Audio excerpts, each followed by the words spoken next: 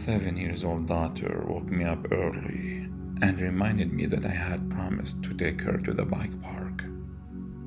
I assured her that I hadn't forgotten and would take her in an hour or so. I couldn't help but smile as she kissed me on cheek before running out of the room. When I was eventually dressed and went downstairs, she had already gotten all her equipment ready. I reminded her to bring a helmet, but she said she had already thrown it in the car. We arrived at the bike park early, and there didn't seem to be anyone else around. I helped her get all set up and made sure that she had all of her safety equipment on. She let out a shriek of delight as she started cycling along one of the paths while I grabbed a seat, where I could watch her from a distance but also stay out of her way. I glanced down at my phone to see a message from my wife, reminding me to grab a milk on the way home. When I looked back up, my daughter was still cycling along, but there seemed to be something wrong with her body. She suddenly collapsed on the ground, and I quickly jumped out of my seat and ran over to see what was wrong. The blood drained from my face as I stood over her.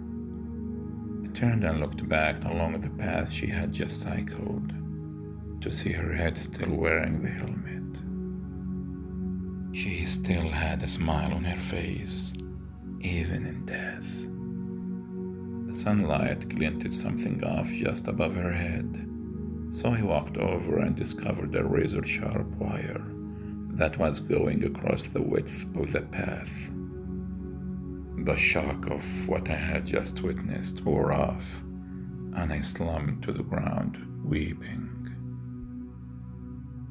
Little Susie cycled by. Her dad sat on a bench.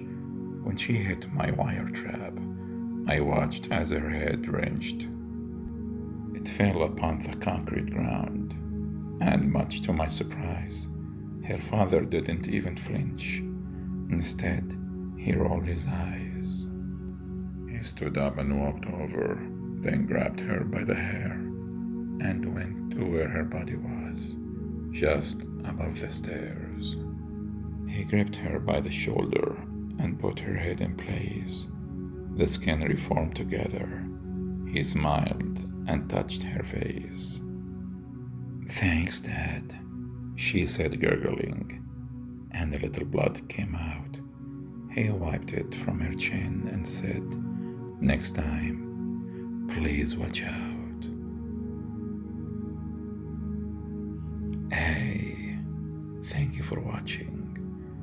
Please like the video, subscribe to my channel, hit the bell button, and share it with your friends and families. Until we meet next time.